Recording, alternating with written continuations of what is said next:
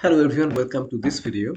Today I wanted to do something different and I wanted to talk about hubs and why the hubs are so important to understand in terms of network security. Now, in this video I wanted to make it a very definite. There may be hundreds of videos out there, but I want to make this so that it's completely clear to you. What I'll do, I'll talk about hub in terms of the WSI layer where it stands, and we're going to do a lab using Cisco Packet Tracer so you can do it yourself and clearly understand the what hub is and why we no longer use the hub anymore in our network today. So again, let's get started. So I have only 3 slides.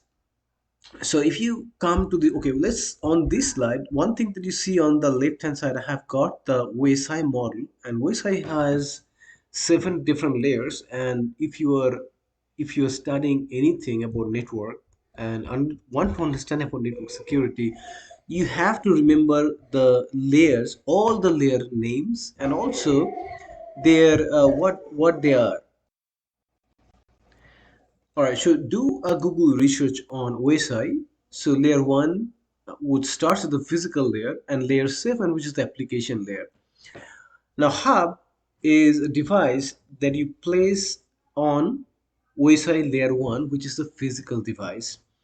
We will learn about switch in the next video, which is a layer 2 device where your MAC address also stays. And layer 3 would be your router where your IP resides. Okay. Hub is the physical cable and your bits, they're all going to be in the layer 1, and that's where we have the hub. Now let's look at a little bit more information of the hub. So we talked about what is a hub. It's a layer 1 device to connect multiple endpoints. Now before we do anything, so this is a Cisco Packet Tracer. You can download this from Cisco Netcat Academy for free. You need the registration. And you will see this, you can click on new and open, it will give you this window. And over here, I have a whole bunch of icons. If I click on the network devices, under here you have the routers, you have switches, and look at that, there's a hub. Okay, if you look at follow my mouse, if I click on that, and they have multiple different type of hubs in here. I'm just gonna pick up this one, which is the PT hub. Okay, I'm gonna put it here. If you click on the hub, a lot of times Cisco gives you this physical device view, and I can zoom it in. So if you look at it, it's a very, very simple device. You got like somewhat looks like your a router, right? That you, or modem that you have at your home.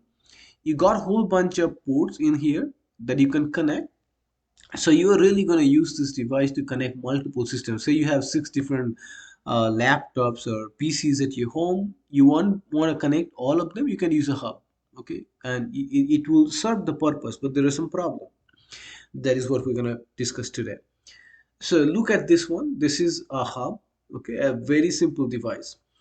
Another thing, if you go there, there's nothing much to configure here. If you know anything about the Cisco switcher router, if you go to the config tab, you can go connect to a console port, you can do enable, you can run whole bunch of commands. But with hub, it's just like a plug and play device. You just need to connect your laptops and PCs to the hub, and it will start working. All right, let's go back to our slides. So this device, another thing you should know, that is no longer in use. If you see that somebody is using a hub in your network device, please make a note and report it to your network administrator and tell them this is not a good practice anymore. Okay. One of the reasons why it's not in use, because it's a shared bandwidth device where the connectivity is limited into half duplex. Okay, and collision is a common problem. Okay, and this problem is really solved by switch, which is a layer 2 device, which we will look at maybe in the next video. So what happens when all the devices are connected, the hub sends incoming packets to all devices connected to it. So it creates a broadcast domain, and anytime you send any packet to, say you're talking to PC1 to PC2, but there are 4 other devices connected, hub is going to broadcast the packet to every other device every single time. So it does not have any intelligence. It does not know this packet is meant to go to PC2. It will just broadcast to everybody, and everybody is going to look at it. Then based on whether the packet is for them, they will either keep it or respond to it, or it will just drop it. Okay, and this is what we're going to observe in our Cisco Packet Tracer. There are two different modes you can install Hub. One is called the active mode. If you have active mode, what it does, it needs a power supply, and what it can do before it transmit or broadcast your packet to other devices, it can amplify. Okay, in a passive mode, if you have the hub in a passive mode, you don't need any power supply, and it only forwards traffic. It does not amplify. Again, we talked about that the hub is only mostly plug and play, and we also talked about there is no system administration configurations. Okay, so it's by design, by default, the device is pretty insecure. Okay, like in router or switches, you can configure AAA authentication password. With the hub you can do that, and this is something also used in a hub which is running in a hub duplex mode, which is called a carrier sense multiple access with collision detection. So what happens before one of the PCs they transmit a packet, they look at the wire and look for any signal whether any other device is actually sending a packet. If it does, then it waits. Okay, uh, so and collision becomes very a common problem with the hub.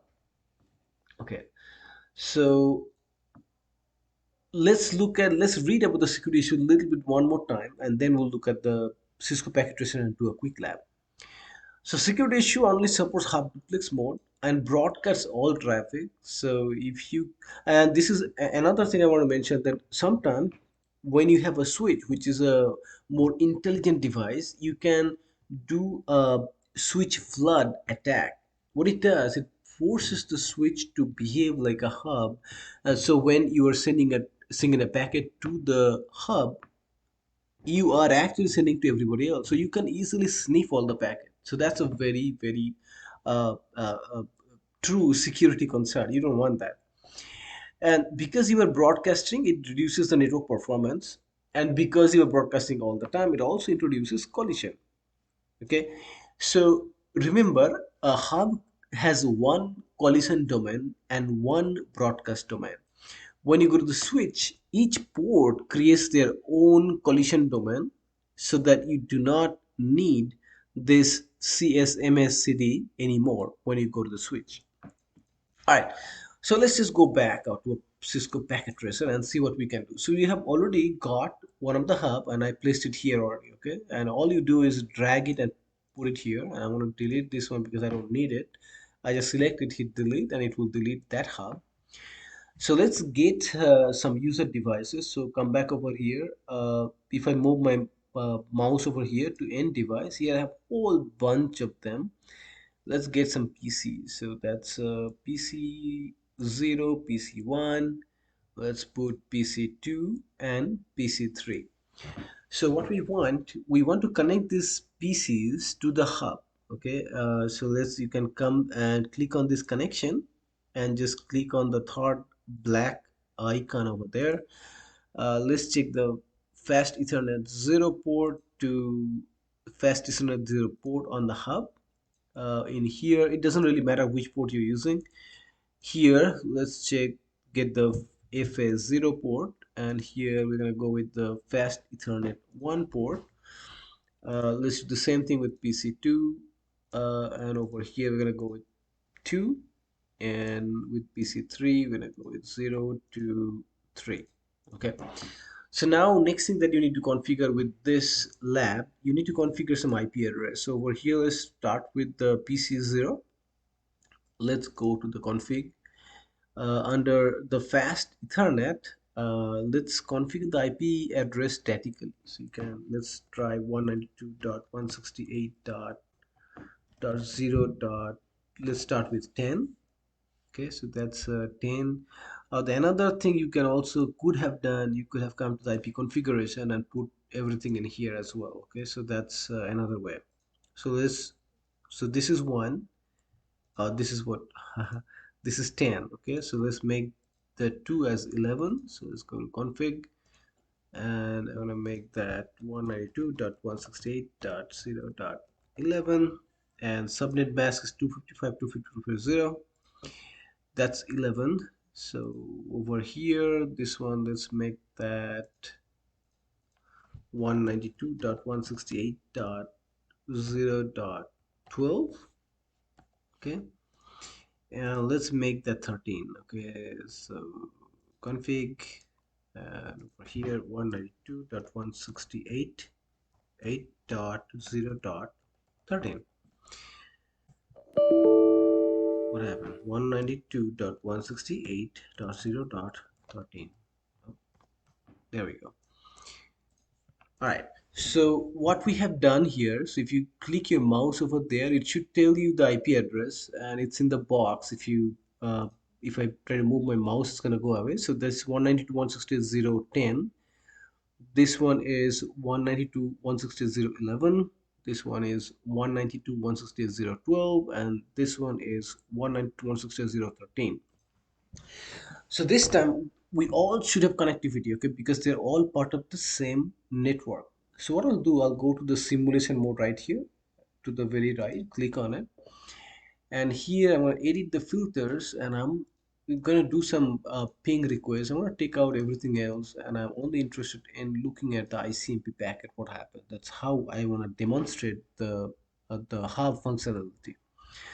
Then I'm gonna close, and here what I need to do, let's try to ping from say here to here. So 10, we're gonna do 11. Okay, so if I open, go to command prompt, okay, I'm gonna move it here, do a ping, and 192.168.0.11. So that is this machine. So let's try to ping that. If I hit enter, see what happens. So it created a packet. Because I'm in a simulation mode, it actually stopped. It's not doing anything. So we need to do something in here, and the thing that you need to do is here you have to click on this button, okay, to forward button. So see, observe closely what happens. So if you hit next and next, okay, so now the packet has come to the hub. Okay, now see what happens. Okay, and if I hit uh, the forward button again, look at that. Hub actually sent this packet to all three of them. It didn't send back to this device because it knows at least, okay, this packet is coming from this guy, so it must be he's trying to send one of the other devices, but not to himself. So at least he just got that much of intelligence. But what happened, because since the packet was destined for this PC, the other two packets, it came over there as well, but you have the cross icons showing up. That means these two computers, they are discarding the packet. Now let's see what happens next. So if I hit next, so now this guy is the only guy who responded. The packet came back over here. Now see what happens if I hit next again. Even this time, Hub does not have the intelligence so that it knows that that packet should only go back to here. It again sent these three guys, and this time it didn't send it back to this guy because the packet was coming from this person as a response, but the packet went to here.